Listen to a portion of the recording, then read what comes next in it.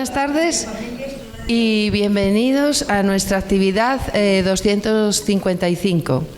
Hoy, con este título tan significativo, Un trabajo sin una fuera, nos acompaña Jorge Muñiz Sánchez, que es profesor de la Universidad de Oviedo y director de la Cátedra de Cultura Minera. Es docente universitario desde hace 20 años, con más de 4.000 horas de clase en grados y posgrados de diversa índole. Doctor en Historia por la Universidad de Oviedo en 2006, doctorado internacional y premio extraordinario de doctorado.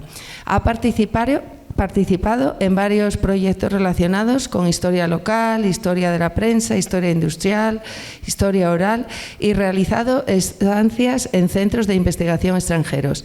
Pertenece al grupo de investigación en historia sociocultural, GRUSOC. No sé si lo pronuncio bien. Tiene experiencia en gestión, coordinación de máster, secretaría académica y dirección de departamento y vicepresidencia de la Asociación de Estudios Culturales Hispano-Franceses.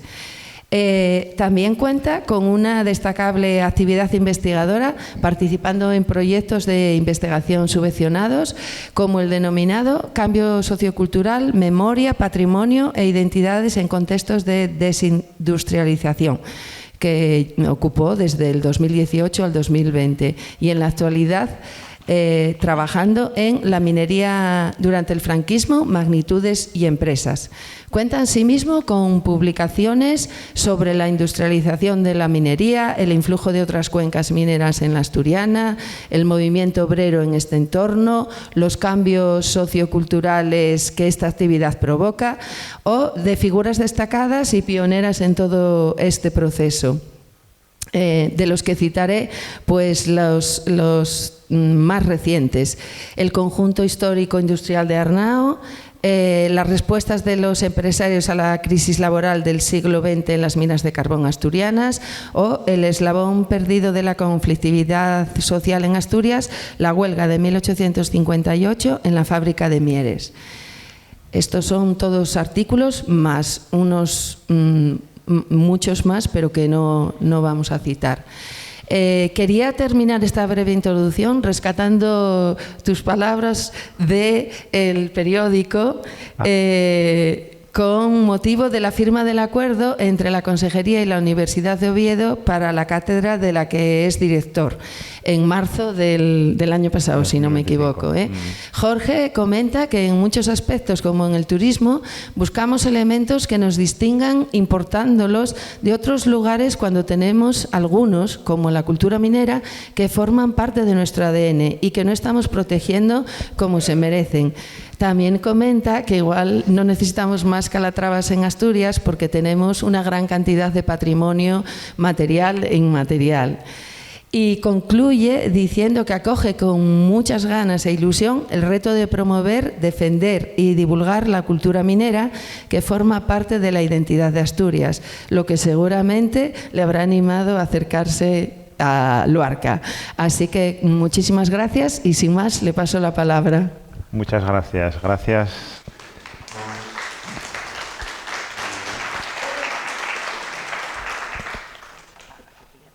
Gracias a Ana y a toda la asociación Viento del Norte por invitarme hoy a estar aquí, que es un placer para hablar de un tema que me es muy grato y además con esta introducción tan amable, ¿no? Aprovecho para decir que estamos en ello, como diría el ínclito, estamos trabajando en ello, documentando el dossier para la declaración de la cultura minera como bien de interés cultural inmaterial, que esperamos tener listo pues de aquí a 1 o 2 meses, y luego lo que lleve la tramitación administrativa del expediente. Yo creo que es importante, llegamos en un momento en el que la actividad de la minería del carbón en las cuencas centrales se extinguió, como sabéis, a finales del año 2024 y unos pocos meses después nació la cátedra. Hubiera sido deseable hacerlo antes, seguramente hubiéramos llegado a tiempo de rescatar algunas otras manifestaciones de esa cultura minera que desgraciadamente ya han muerto, o sea, ya no hay nada que proteger en ese sentido, pero hay otras todavía afortunadamente bastantes que estamos a tiempo de preservar. Pero bueno, hoy no vengo a hablar, no vengo a hablar de eso, sino que quería, bueno, pues introducir algunas consideraciones sobre un tema que aparentemente puede resultar un tanto trivial, ¿no? La vida cotidiana. Digo que aparentemente puede resultar trivial porque, de hecho, a día de hoy, si pensamos en nuestro tiempo, en nuestra vida, probablemente lleguemos a la conclusión de que lo que hacemos en nuestro tiempo de no trabajo, por ser un poco rigurosos en la terminología, depende de factores relativamente azarosos, que hace que nuestra actividad en ese ámbito sea un poco heterogénea, ¿no? Es decir, lo que yo hago en mi tiempo libre y lo que hace el vecino de la puerta de al lado probablemente no tenga absolutamente nada que ver, ¿no? Porque dependerá de nuestra actividad profesional, de nuestras redes familiares y sociales, de nuestro capital cultural, de nuestras costumbres, nuestra historia personal, en fin, de multitud de factores que combinados normalmente cristalizan en cosas muy diferentes entre sí.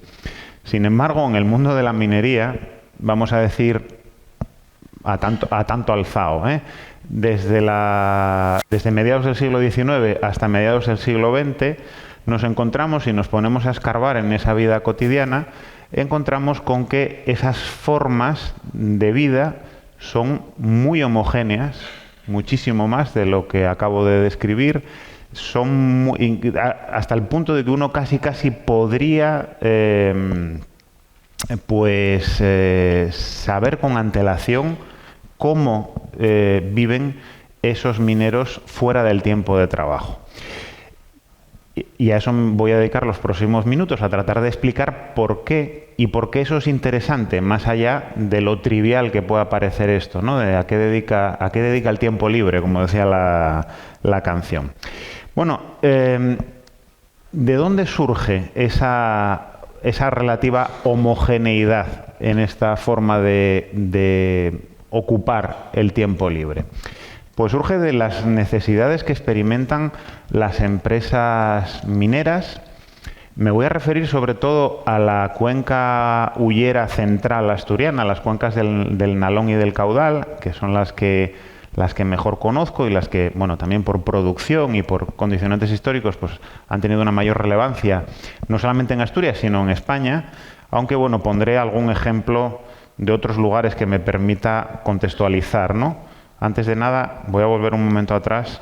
Diré que esta foto que elegí porque me parece muy significativa porque de alguna manera ejemplifica lo que yo quiero hoy transmitir aquí, y es que esta contigüidad entre espacio productivo y espacio de habitación, que es algo más que una imagen, que es algo más que una metáfora, la intensa imbricación entre ambas, no es de Asturias, no es de la cuenca del norte de Francia, con la que, por cierto, Asturias tiene mucha relación, pero que me parecía muy útil para ilustrar esto que acabo de decir, ¿no?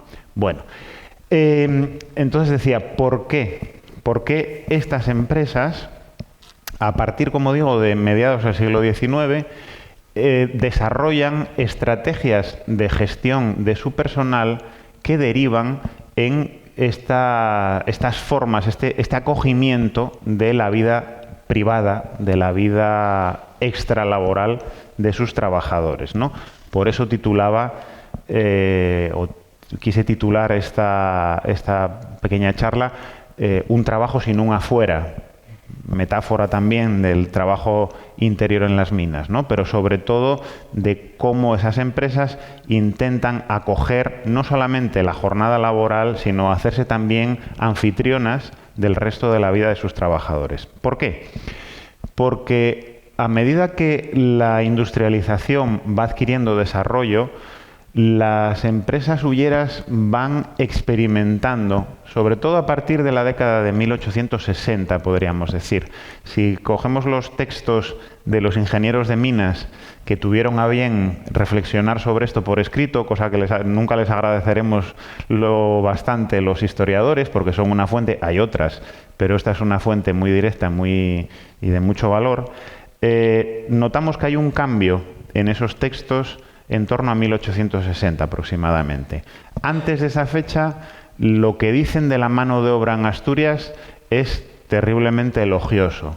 Son unos trabajadores muy dóciles, que no aprenden con facilidad, pero cuando aprenden ejecutan a la perfección y aprenden en firme, y ya a partir de ese momento trabajan de una manera muy útil, etcétera, etcétera.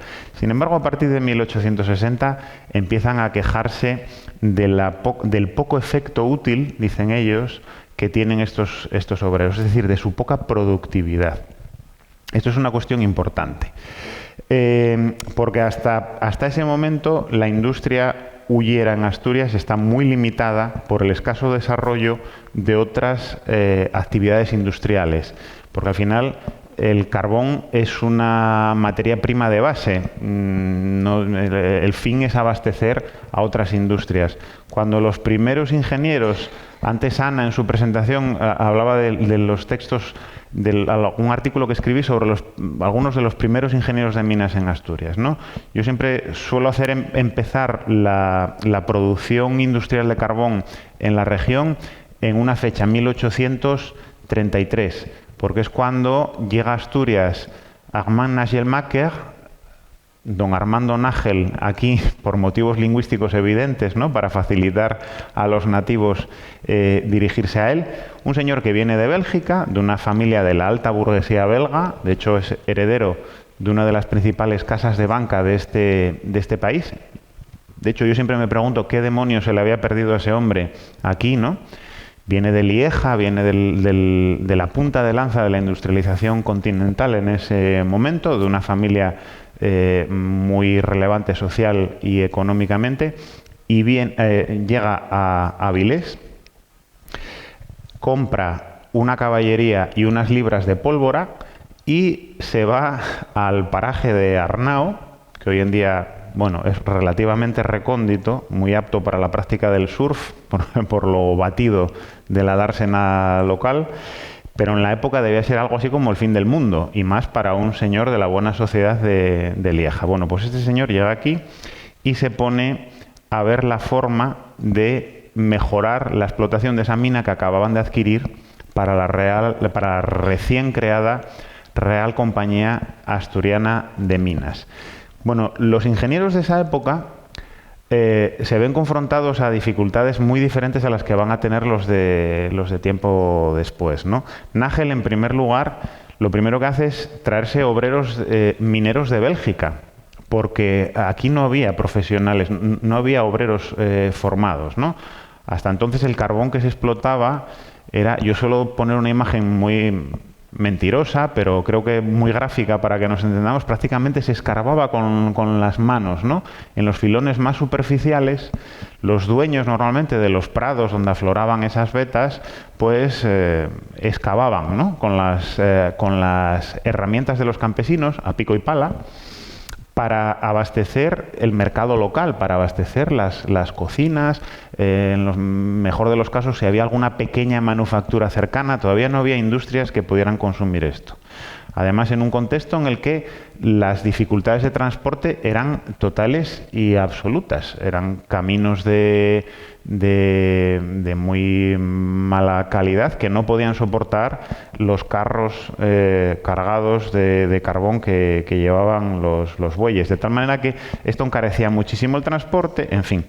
En cambio, con la mano de obra no tenían demasiado problema, porque una vez que conseguían formar a los campesinos del entorno en el arte de la minería en el estado que tenían en esa época, pues bueno, pues tenían garantizado una mano de obra que era dócil, no planteaba problemas y que bueno, desarrollaba su trabajo convenientemente. Sin embargo, a partir de 1860, que es la época del despegue, es cuando, sobre todo, hay un hecho crucial, y es que la metalurgia, el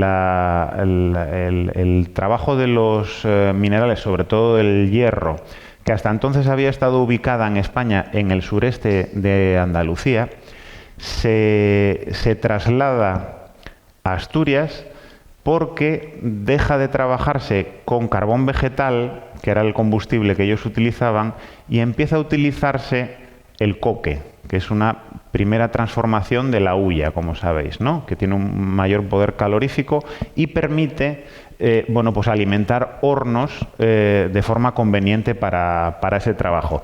Claro, cuando se empieza a utilizar el coque, el lugar óptimo para ubicar esas industrias es cerca de las minas de carbón, porque por cada tonelada de hierro, de mineral de hierro que se utilizaba, hacían falta 7 toneladas de carbón.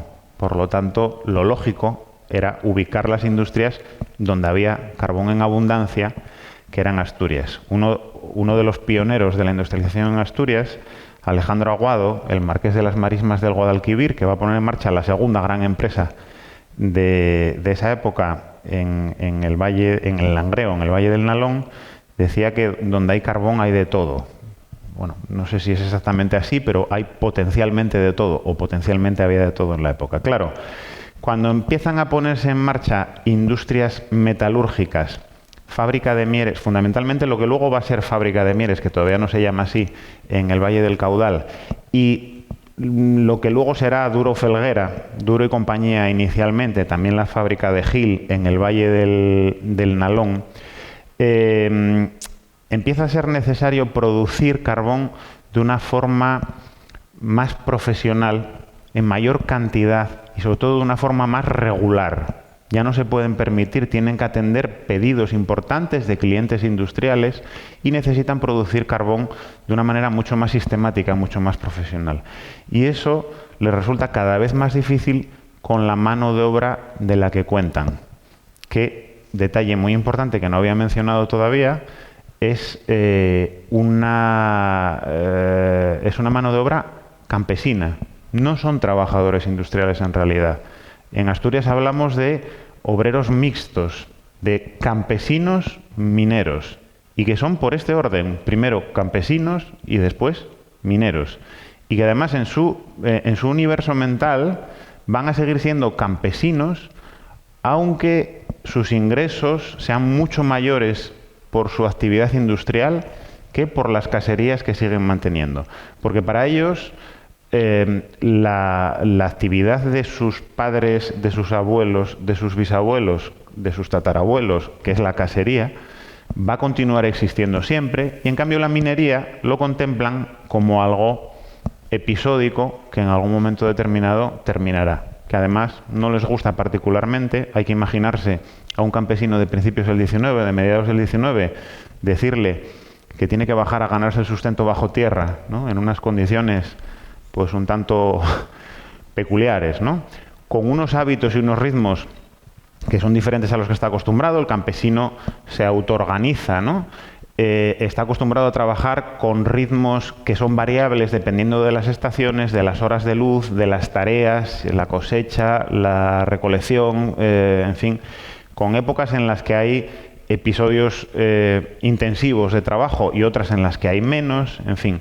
Y eso de repente se ve trasplantado a un universo que es totalmente... Hombre, no podemos pensar en una fábrica taylorista, ¿no?, como la que nos retrata Chaplin muchas décadas después, en tiempos modernos, ¿no?, aunque ese sería el ideal al que hubieran querido llegar los empresarios. Entonces el problema que tienen es que el trabajador que tienen no se ajusta a las necesidades que experimentan en ese momento, porque tiene una doble jornada.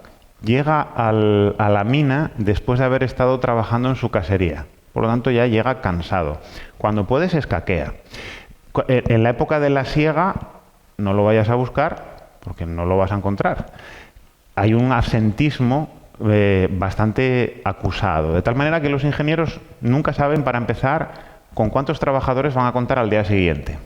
Por no hablar de costumbres muy extendidas, como la celebración unilateral del conocido como San Lunes, ¿no? El domingo se cobraba, se celebraba, y el lunes pues no había cuerpo o no había intención de acudir a trabajar. Esto es algo que sucede, bueno, en la industria urbi et orbe, y en particular en Asturias está pues muy documentado también en el mundo minero.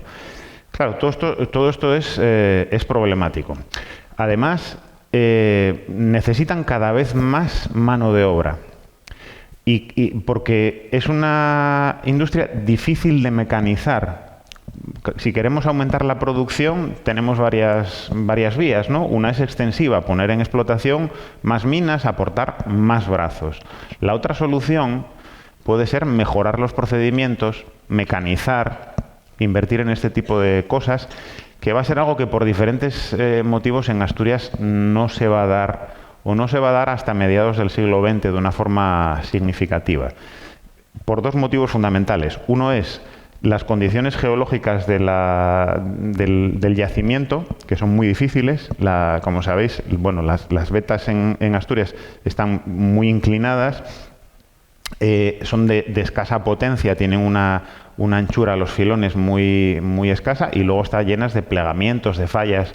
Una parte importante de la jornada laboral de los ingenieros se dedicaba a tratar de descubrir por dónde demonios continuaba aquel filón que habían perdido, ¿no? Porque iban picando y de repente el filón desaparecía. Iba para arriba, para abajo, para un lado, y entonces tenían que trabajar en estéril, es decir, continuar picando y sacando escombro que no les servía para nada, era un gasto en lugar de un ingreso, para ver por dónde continuaba. Bueno, eso hacía muy difícil mecanizar, introducir los avances que permitieran aumentar la productividad de los trabajadores. Idealmente, desde el último cuarto del siglo XIX, las primeras rozadoras. Las rozadoras, bueno, pues son, como su nombre indica, ¿no? Un aparato que, bueno, de una forma muy cómoda, muy fácil y muy masiva, va desullando, va abatiendo el carbón, sustituyendo de alguna manera al trabajador. Esas máquinas en Asturias no se pueden implementar, no en esa época, porque bueno, por decirlo rápido, casi ni siquiera caben en las galerías, ¿no? Tal y como están planteadas aquí. Por lo tanto, hasta mediados del siglo XX se sigue trabajando, grosso modo, a pico y pala, como se trabajaba un siglo antes. Eso quiere decir que tenemos un obrero poco productivo, que además, ya dije, llega cansado al trabajo y pensando en otras cosas, porque viene de ordeñar, luego cuando salga tiene que no sé qué, se escaquea siempre que puede, etc. Y por otra parte, tenemos una población que está creciendo en Asturias, pero que tiene un recurso culturalmente mediado, vamos a decir, preferente por la emigración, que os voy a contar que no sepáis. Entonces, los hijos de los matrimonios que no se podían sostener con la casería familiar preferían emigrar a América que quedarse, por lo general, y trabajar en las minas, que ya dijimos que era, bueno, un entorno percibido como hostil. Entonces, la primera necesidad que tienen es atraer mano de obra, ¿no? Ahí utilizo esa terna que establecieron muchos, entre ellos el profesor José Sierra, que estudió esto en una obra ya clásica de hace 30 años, ¿no? El obrero soñado, que es una referencia todavía a día de hoy, creo, insustituible, que es atraer mano de obra, porque las empresas desde muy pronto empiezan a competir entre ellas para conseguir esto. Luego fijarla, porque también sucede que muy a menudo los trabajadores, además de todo esto que acabo de mencionar, pues cambiaban semanal, quincenalmente o mensualmente de empresa, porque en la de 4 kilómetros más allá les pagaban pues medio real más, ¿no? Y eso dificultaba mucho la organización de las labores. Cuando tienes una plantilla que es fluctuante permanentemente, cuando tienes ya personal medianamente formado pero se va a trabajar a otra explotación, todo eso lo hace muy difícil. Y en tercer lugar, disciplinar, es decir, aumentar ese rendimiento, aumentar esa productividad.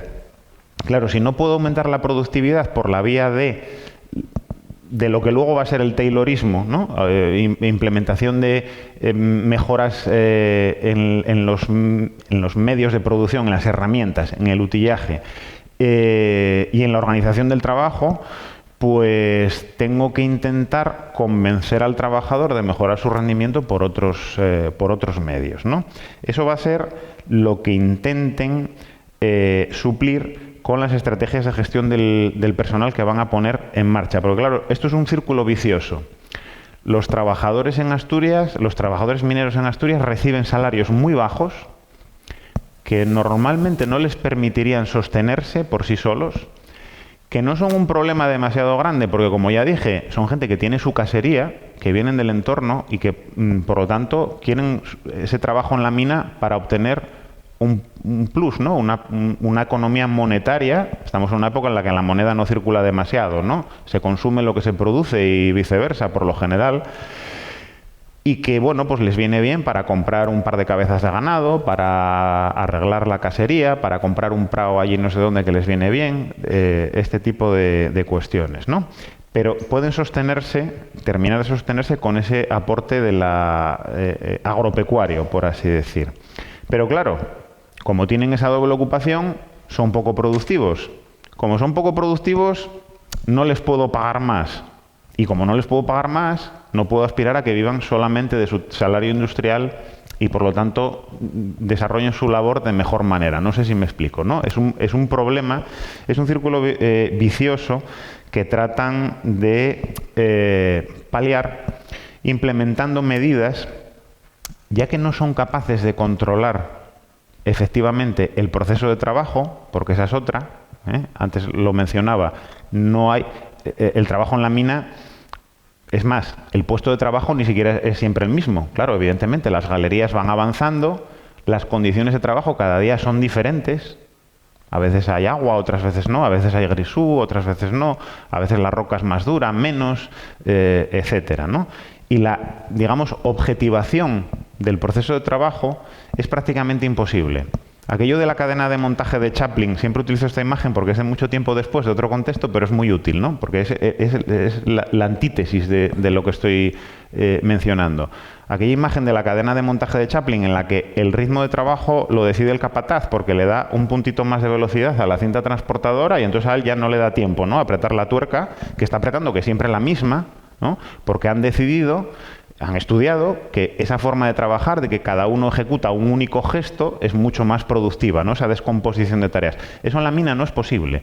En la mina, y más en Asturias en esta época, se trabaja en pequeños grupos de 3, 4 personas que están organizados por el picador, que es el que tiene más experiencia y el que está en plenitud de facultades físicas también, y que es el que organiza el trabajo. Es decir, son totalmente autónomos en el mismo. Es más, tienen un cuello de botella y un poder de negociación importante porque, huelga decir, la formación profesional no existe, es decir, uno no estudia para minero y el oficio se aprende pues como se aprendían antes las cosas, y más en este contexto, se aprende empezando de guaje, de vagonero, ¿no?, de aguador, y aprendiendo paulatinamente el trabajo. Y si ellos deciden que cierran el grifo de la formación, por así decir, pues no hay mineros para el futuro, ¿no? Esta es una estrategia también importante a tener en cuenta para las empresas. Bueno, entonces la cuestión es cómo romper este círculo vicioso sin gastar demasiado dinero y de una forma que sea efectiva. Como no pueden controlar ese tiempo de trabajo en el que los mineros se autoorganizan, siguen siendo obreros altamente cualificados, lo que intentan es controlar el tiempo de no trabajo. Por eso decía, es un trabajo sin un afuera, porque las dos caras de una moneda, ¿no? Por un lado está la jornada de trabajo y por otro lado está la pelea, porque es una pelea soterrada, por controlar qué pasa fuera de esa jornada de trabajo.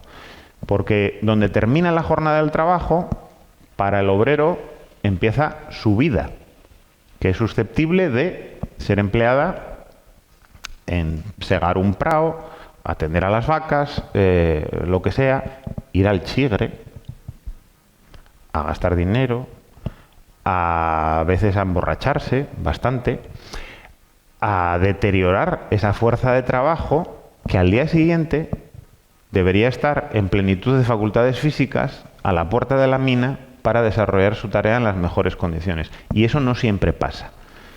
Por lo tanto, tratar de controlar eso es una necesidad, por así decir, de las empresas, dadas esas circunstancias.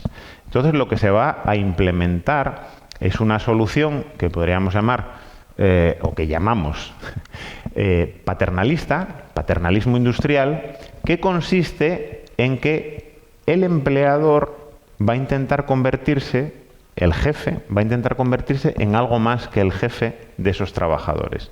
Porque estamos, no lo olvidemos, en una época en la que el Estado liberal se está asentando en España, con sus dificultades, idas y venidas, vaivenes, etcétera, ¿no? Pero se está tratando de asentar en España.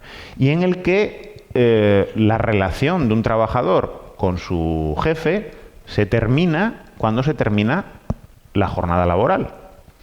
Ahora bien, si ese empleador a la vez se convierte en casero, se convierte en provisor de ocio, se convierte en tendero, se convierte en todas esas cosas que están fuera, en teoría, de esa jornada laboral, entonces, de alguna manera, está facultado para tratar de influir en esa vida de sus trabajadores fuera de la misma también.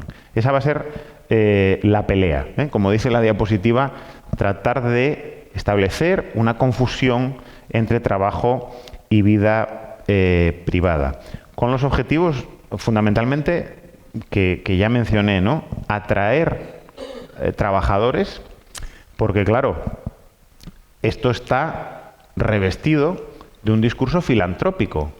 El interés de la empresa es solucionar sus problemas productivos, pero el discurso que establece alrededor de ello no es este, es que el patrón se preocupa por sus trabajadores. Se preocupa por sus trabajadores como un padre se preocupa por sus hijos. De ahí viene el nombre, ¿no? Paternalismo. Que es también, tiene un matiz que no se os escapará, ¿no? Y que es muy significativo, porque un padre se preocupa por sus hijos y normalmente, ¿qué espera un padre de sus hijos? Correspondencia, reciprocidad, obediencia. El matiz es que los hijos son menores de edad y por lo tanto personas que, bueno, requieren una tutela mayor o menor, cada uno según sus fórmulas propias, ¿no? Pero cuando hablamos de trabajadores hablamos de gente mayor de edad, dignidad y gobierno, ¿eh? Al menos en teoría ya en esta época. Y por lo tanto se trata de fomentar ese tipo de relación, una relación de subordinación, de dependencia, en la que además el patrón es capaz de imponer determinadas cosas, porque como fruto de esa bonomía real o supuesta, fruto de esa preocupación por sus trabajadores, desarrolla ese discurso filantrópico que envuelve esos bienes y servicios que les entrega de forma dadivosa, voluntaria, porque eso no es salario, eso es algo voluntario, ¿no?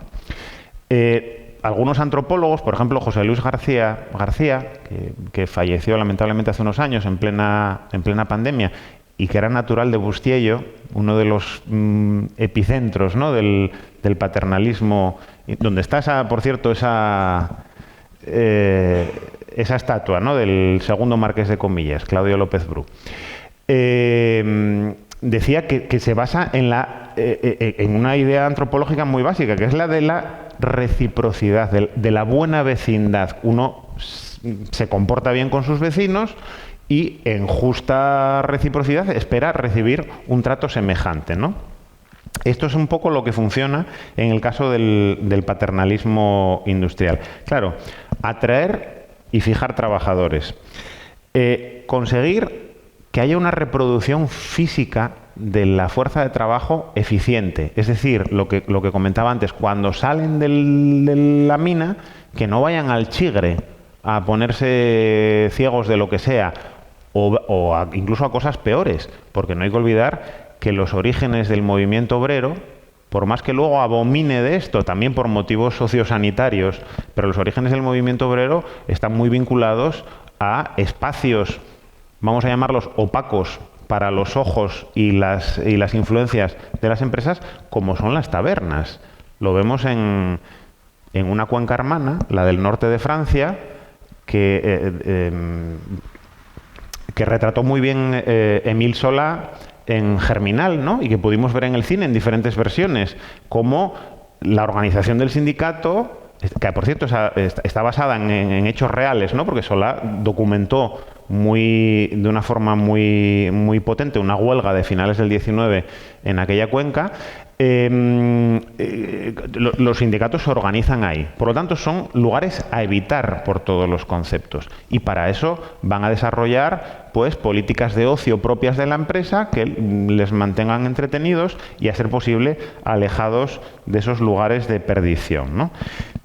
Digo, prodigar la reproducción física de la fuerza de trabajo, es decir, que el minero descanse en lugar de ir a emborracharse, por decir algo, pero también la reproducción social de la fuerza de trabajo, porque el obrero del futuro es el hijo del minero. Hablamos de actividades de enclave en las que normalmente los trabajadores, como decía antes, son la población del entorno y que además no tiene una formación profesional, es decir, no se estudia. Los hijos de los mineros de hoy son mis trabajadores del futuro. Por lo tanto, ¿qué mejor que ocuparme yo, por ejemplo, de su educación? Porque ya los voy a moldear cuando todavía son barro fresco y dúctil, los voy a moldear según mis necesidades productivas, instruyéndolos en aquello que a mí me va a ser útil para su desempeño en la mina, pero también según mis necesidades sociales, instruyéndolos, por ejemplo, en la concordia social, en la obediencia al patrón, padre, etcétera, ¿no? También permite incrementar, por ejemplo, la productividad por otra vía, por la vía de la mera salubridad. Porque el tugurio habitacional, los trabajadores alojados en lugares, fuera de cualquier estándar de habitabilidad, era relativamente frecuente. Y las viviendas que ofrecían estas empresas, que en Asturias no ocupan una parte importante de las plantillas por lo general, pero las viviendas que ofrecían estas empresas por lo general reunían condiciones de habitabilidad muy superiores a la media. Un trabajador bien alojado en una vivienda salubre, ventilada, bien soleada, normalmente enferma menos, tiene mejores condiciones y es más productivo, ¿no? Esto es otra cosa importante. Y más adelante, no en este momento inicial, a mediados del siglo XIX, pero más adelante, a finales, cuando empieza a tomar carta de naturaleza el movimiento obrero, los sindicatos ya con una cierta capacidad organizativa, no digamos ya cuando aparece el primer sindicato de industria, no de Asturias, de España, que es el Sindicato de los Obreros Mineros de Asturias, que funda Llaneza en 1910. Por cierto, a imitación de los modelos del norte de Francia, que había conocido en los 2 años previos de exilio, después de que fuera incluido en las listas negras tras la huelgona de fábrica de Mieres en 1906, pues encuentran que también estas políticas paternalistas pueden ser un conveniente antídoto contra ese virus socialista y anarquista que empieza a penetrar. Hasta entonces no era demasiado problema porque los sindicatos estaban muy mal organizados y los aplastaban a conveniencia cuando les venía bien. Pero a partir de ese momento, cuando ya ven que la cosa va en serio, pues deciden que también esto puede convertirse en una especie de vacuna, ¿no?, contra ese virus. Voy fatal de tiempo ya, por supuesto, entonces, bueno, voy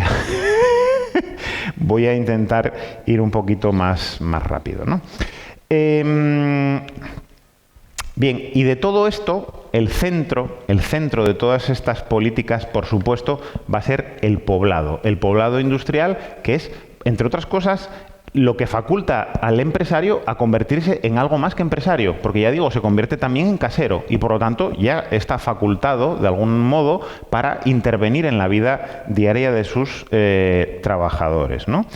Y además no lo olvidemos, es el tablero de juego.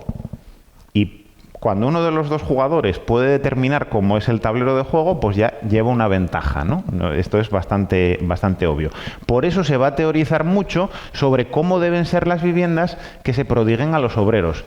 Porque dependiendo de cuáles, digamos que tienen el programa constructivo, lleva implícito unas instrucciones de uso. Implícitas, evidentemente. No hay un manual de instrucciones como el de lavavajillas, pero implícitamente sí. Que la vivienda tenga unas determinadas formas, que tenga unos accesos de una manera u otra, que prodigue, que permita que los trabajadores se relacionen más o menos entre sí a pesar de que viven juntos, o que en ese poblado obrero, que ese poblado obrero sea exclusivamente obrero, o en él haya, como van a recetar muchos teóricos sociales de la época, también representación de los empleados y de los directivos de la empresa, que se consideraba que era algo que permitía limar asperezas y moderar expresiones exaltadas en el terreno político y sindical de los trabajadores, pues no deja de tener su importancia, ¿no? Por otra parte, la provisión de este tipo de servicios a precios por debajo de los de mercado, diríamos hoy, también ayuda a moderar los salarios. Si mis trabajadores están alojados por mí con unas rentas bajas, eso hace que eventualmente estén menos tentados de reclamarme incrementos salariales. Y además esto es algo totalmente discrecional, porque es algo que no forma parte de su salario, como decía antes, sino que es un regalo, un don que yo les doy porque soy patrón, padre, estamos en ese terreno de la confusión. Bueno, nada, os voy a poner un par de ejemplos simplemente para ilustrarlo, aunque no me voy a detener en ellos porque no tengo tiempo y no os quiero aburrir, ¿no? Este es uno de los bloques de viviendas que construye la sociedad Solvay en Lieres, en Siero, en la primera década del siglo XX ya, y en el que se puede ver cómo, bueno, cada uno de estos, a ver si soy capaz, sí, aquí está, cada uno de estos cuadrados es una vivienda, ¿no? Como veis, tiene un acceso polifuncional, una sala que sirve para todo y solamente tiene 2 dormitorios, además con paso entre ellos. Como veis aquí, uno de los elementos básicos de cualquier vivienda burguesa ya en esta época, que es el pasillo que permite la privacidad de las estancias, la división de las estancias, no está presente. Y también tiene una utilidad, aparte de ahorrar espacio construido, etcétera,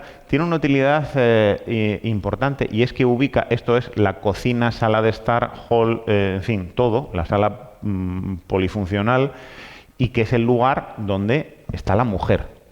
Y la mujer, dentro de estas políticas paternalistas, es considerada una aliada de las mismas, porque la mujer se tiene por una persona mucho más influida por el cura, mucho más moderada que su marido, porque es mucho más consciente de lo peligroso que es eventualmente perder el trabajo u otras cuestiones si tienen familia, etcétera. Y la mujer controla absolutamente todo lo que pasa en esa casa porque su lugar es ese y por lo tanto todo lo que se mueve pasa por allí. Y a la vez no se os escapará que, vaya, a pesar de que tiene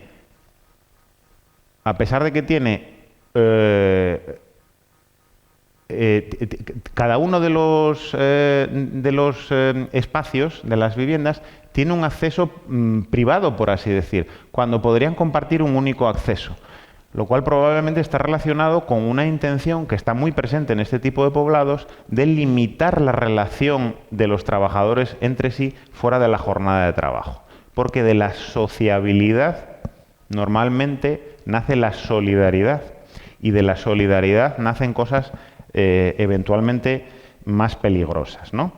Bueno, son además viviendas que son muy versátiles. Aquí no me voy a detener, pero es una reforma de esas mismas viviendas en Lieres de finales de los años 40, respondiendo, bueno, pues a necesidades de la época, que ya digo que no me voy a parar.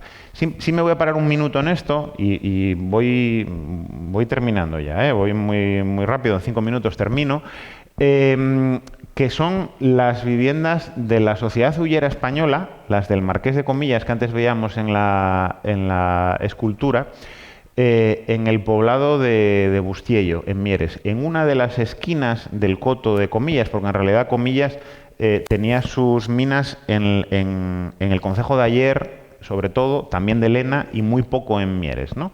Pero bueno, ahí crea su poblado modelo. Y en este caso sí que podemos decir que es una absoluta anomalía. Así como esto de Lieres que veíamos antes está pensado para albergar trabajadores, de hecho llegan y según compran las minas, construyen en 2 o 3 años, construyen más de 100 viviendas, ¿no?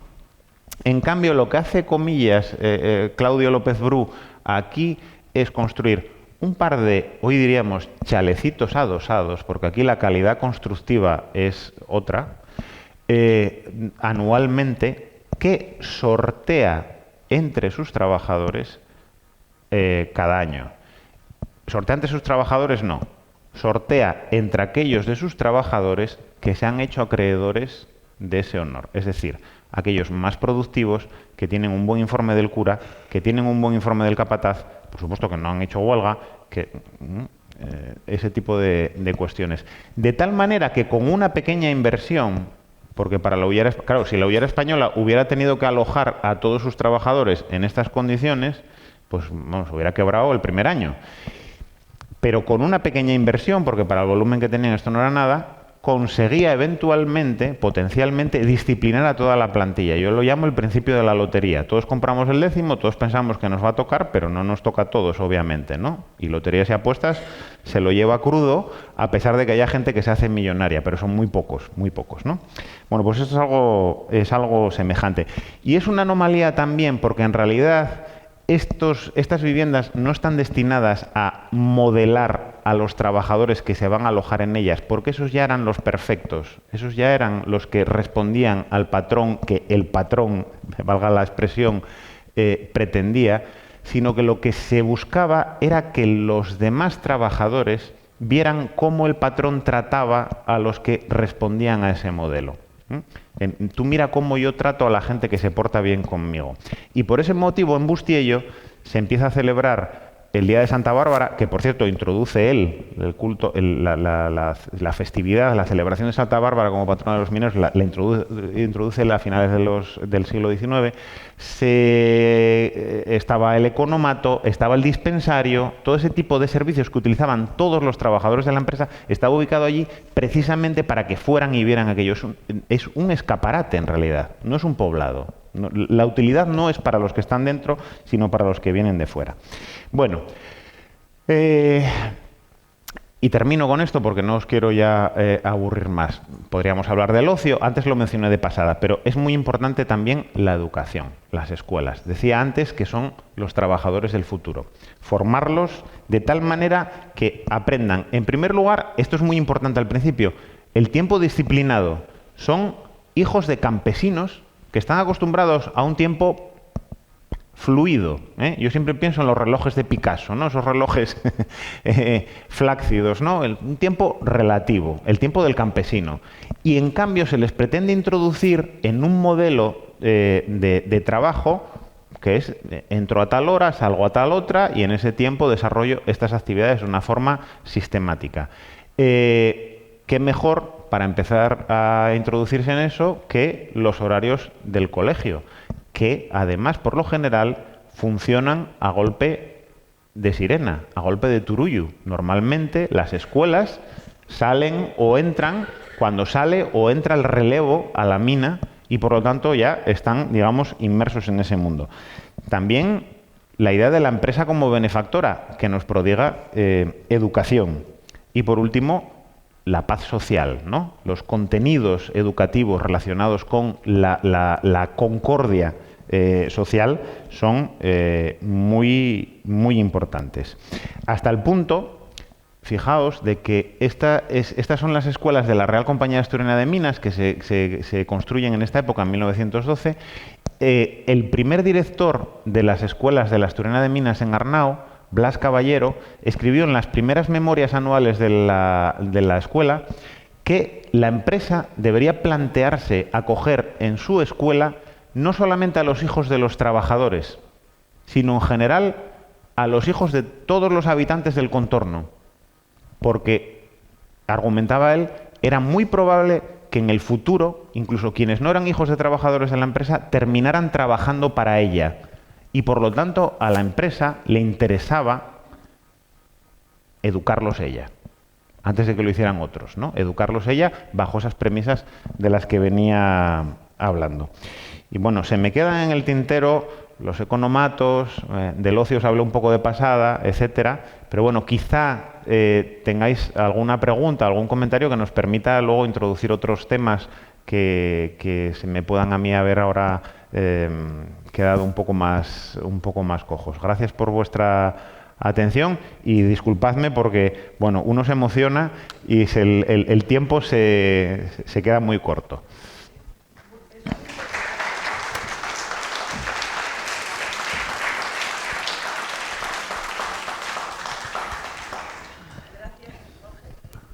¿Ahora? Sí, ahora. Muchas gracias porque resulta muy interesante. Igual nos podemos extender 10 minutos más, si no con 15 minutos más. ¿Lo hacemos? Pues sí. Adelante con el ocio. Sí, bueno. Sí, un poco más. Sí. Es que lo apuramos nosotros un poco y quiere cumplir con... No, es que me gusta ser cumplidor. Está resultando muy interesante. Luego, si tienen alguna pregunta, lo hacemos, ¿eh? Venga, perfecto. Bueno, me decís, ¿eh? Si 10 minutinos más puedo... Sí, venga. Bueno, pues nada, oye, bien, hacemos un bis entonces. Entonces, como decía, las escuelas son muy importantes. Además, van a tener una educación diferenciada, tampoco es que sea particularmente llamativo para la época, entre lo que se enseña a los niños y lo que se enseña a las niñas.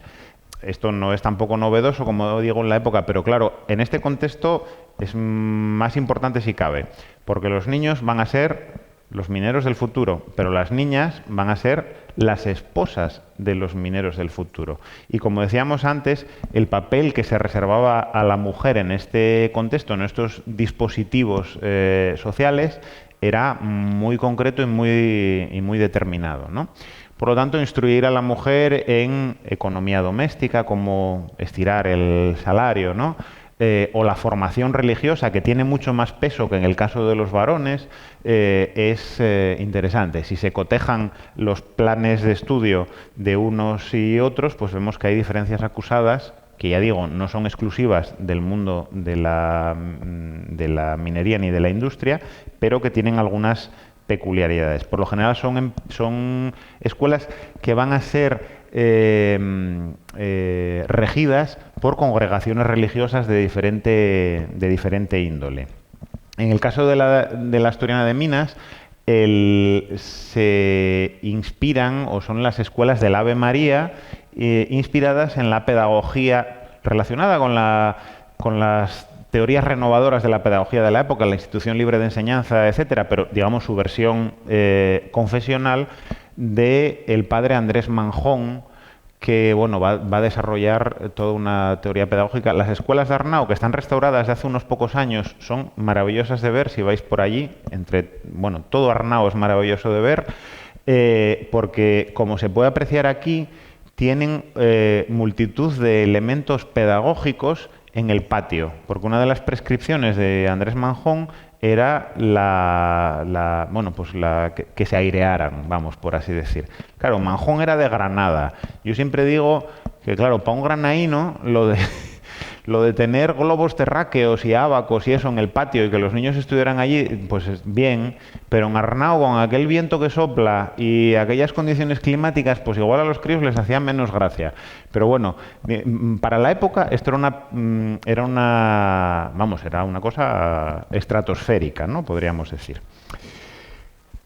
Hay otros casos, digamos, más convencionales, más tradicionales, como pueden ser las escuelas de la Sociedad Hullera Española, con una pedagogía más convencional y órdenes religiosas ad hoc que se ocupaban de ella. Bueno, no me voy a a enredar tampoco aquí, ¿no? Porque sí que quiero hablaros también un poquitín de esta otra dimensión, que era la que más pena me daba no mencionar siquiera, que son los economatos. Porque claro, uno de los problemas era qué come esta gente, ¿no? Porque si queremos que sean productivos, y hay estudios, ¿no? ¿Qué cantidad de proteína tienen hoy en día que nos tienen fritos con las proteínas, ¿no? ¿Qué cantidad de proteína tienen que comer para ser productivos? Porque el obrero es contemplado como una máquina, ¿no? ¿Qué input y qué output voy a obtener de la misma? Y claro, la alimentación es importante. ¿Cómo puedo yo garantizarme eso?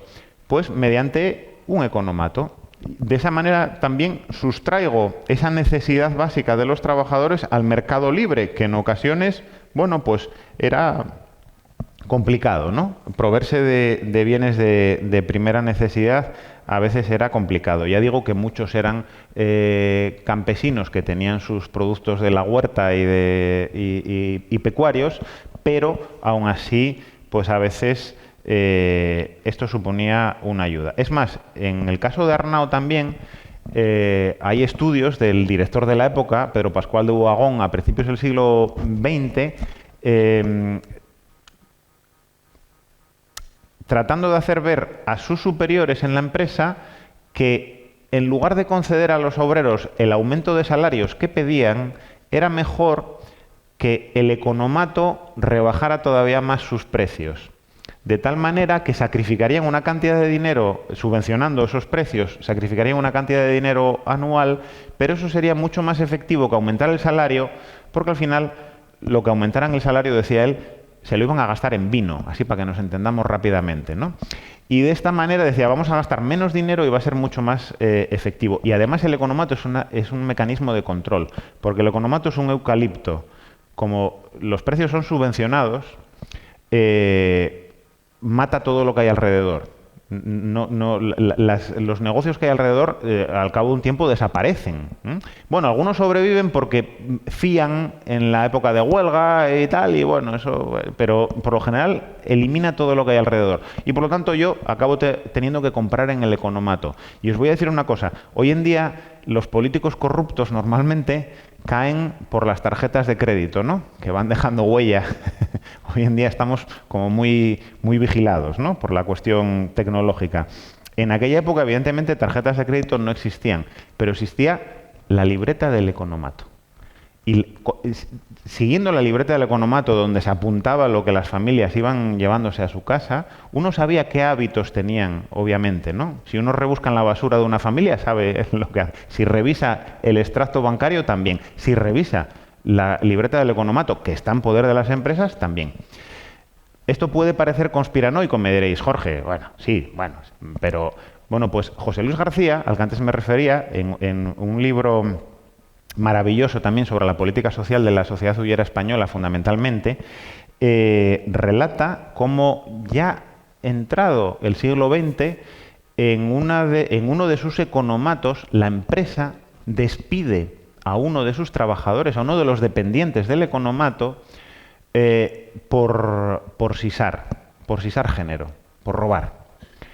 Y diréis, ¿y bueno, le pillaron con las manos en la masa? No, fue una deducción. Llegaron a la conclusión de que como su mujer gastaba, que era la que hacía la compra, gastaba muy poco en el economato, el resto, en ausencia de otras tiendas en el entorno, tenía que venir en negro por otra vía. Fue una deducción. O sea que la empresa no solamente era consciente de esa capacidad de control que tenía, sino que al menos nos consta que en algunos casos la utilizaba, la ejercía. No digo que fuera siempre, ni que fuera sistemático, pero sí que efectivamente era un elemento adicional a tener en cuenta. Bueno, nada, un minuto más os hablo de... Este es el casino de Bustiello, que, como digo, es un poblado modelo totalmente marciano, por decirlo así de una forma rápida, ¿no? En el que se trataba de establecer para sus trabajadores un ocio dirigido, alejarlos de la taberna, alejarlos del chigre, alejarlos del abuso de alcohol y dirigirlos a actividades de ocio que fueran compatibles con la recuperación física después de la jornada laboral y que fueran compatibles con, bueno, pues con una vida en sociedad relajada, pacífica y en concordia, ¿no? Y eliminar también ese elemento que ya comenté de el chigre como lugar de organización, como lugar de conspiración, un sitio opaco a los ojos que la empresa tenía en los poblados, ¿no? En algunos otros lugares, estas son imágenes también del norte de Francia, va a ser muy frecuente esto como elemento de ocio, los huertos obreros. Hay toda una teorización al respecto.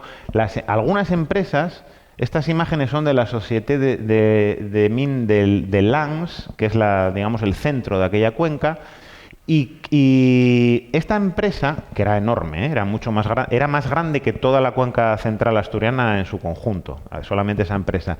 Pero esta empresa, para que os hagáis una idea, tenía un ingeniero agrónomo, o llamaríamos ingeniero agrónomo, que se ocupaba en exclusiva de la obra social de los huertos obreros. Les regalaban abono, hacían concursos para ver quién tenía el mejor huerto. Era una forma de prodigar un ocio que, por un lado, era inofensivo para la empresa. Los trabajadores no se cansaban demasiado porque al final era un huerto de 50 metros, no era aquello de, bueno, tengo 3 hectáreas de trébol, ¿no? Y además, como eran huertos mixtos, floridos de flores y también de sustancia comestible, bueno, pues eran un aporte económico más. ¿Qué sucede? En Asturias esto es poco frecuente porque aquí, ¿para qué lo querían?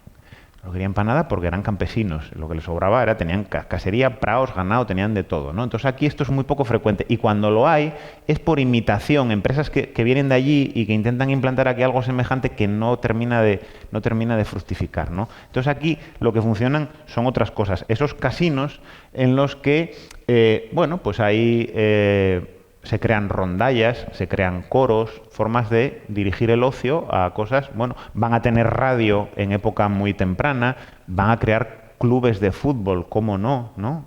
Subiéndose a la ola de lo que entonces se va a convertir en un deporte de masas, etcétera, etcétera. Y esto, bueno, pues es muy compatible con lo que mencionábamos antes. Y yo creo que ahora sí ya lo dejo aquí. Gracias de nuevo por vuestra atención y vuestra paciencia, sobre todo.